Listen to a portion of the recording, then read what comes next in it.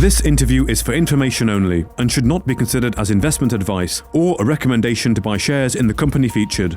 Welcome to this Stock Box interview.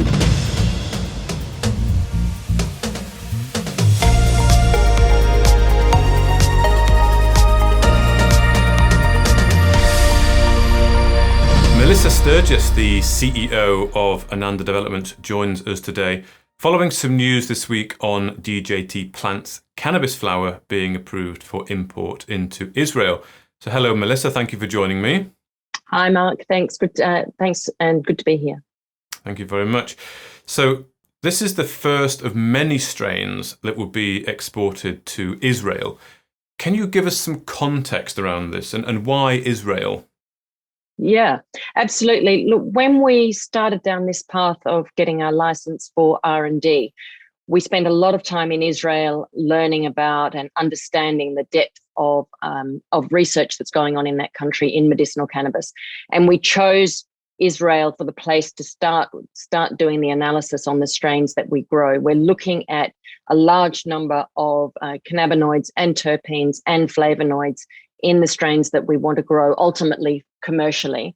So getting an understanding of exactly what's in the plants that we're growing is really fundamental to getting the right strains in the future for commercial purposes. So for us to do that, that analysis is not available widely in the world. Israel does have that capability. So we want to send our flower there in the first instance. And then later on, I think everyone knows that, again, Israel is sort of the home of medicinal cannabis. They have a thriving medicinal cannabis industry now.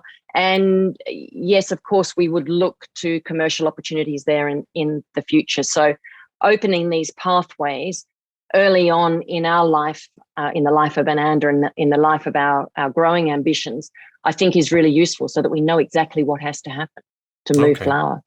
Okay. Now, the RNS also mentioned that this is a key component in DJT's strategy for understanding the process in moving the cannabis flower. So is this also Ananda thinking far ahead in order to iron out any potential bumps that may come in the future? Yeah, Mark, absolutely it is. I think, again, everyone knows that the UK is fairly early on in the medical cannabis industry, and that the regulatory regimes and the regulatory environment is fairly tough. And so understanding exactly how we, for instance, at the start, grow our medical cannabis for research, how we then transition into commercial growing, and how we move cannabis flower across borders is absolutely crucial to our ultimate success as a commercial grower. So trying to get those things done and nailed early is really key to our overall strategy. Okay.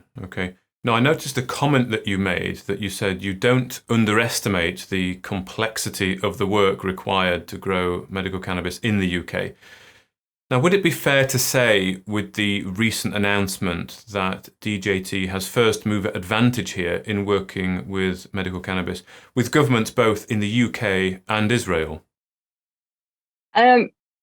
I think the way we see it is that we understand the regulatory framework, we understand the regulatory environment, and we work really diligently in a very focused and professional manner within that regulatory framework. Being first, I think, is great, but ultimately the prize is to be the best and to be really, really good. So our focus is more on quality and getting things right than necessarily being the first. Ultimately we will have an industry that's thriving, we hope, in the UK. There will be other growers of medicinal cannabis. What we want to do is be very, very good at it and very profitable. Okay. And I wonder if you can just finish off by perhaps giving investors a bit of an idea as to where you are now in the timeline, in the roadmap, and what milestones have you met and what's still to come? Right. We started construction on our research facility in July, which was on track on our timetable. We're underway on the construction process at the moment.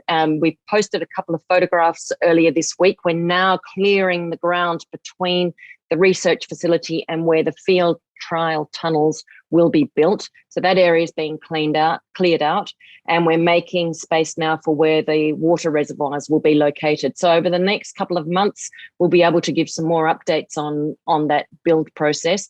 I'm mindful not to make too many predictions. What we're really trying to do is deliver and announce to shareholders that we are delivering, rather than try and put too many pegs into the future, because as we all know, we're charting new territory here. So the focus is on best practice, getting it right, and diligent execution of our plan. But that's really what we'll see over the next couple of months, is the completion of that build facility.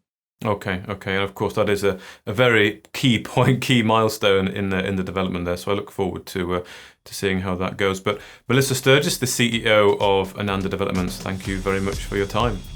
Thanks, Mark. Thank you for listening to this Stockbox interview.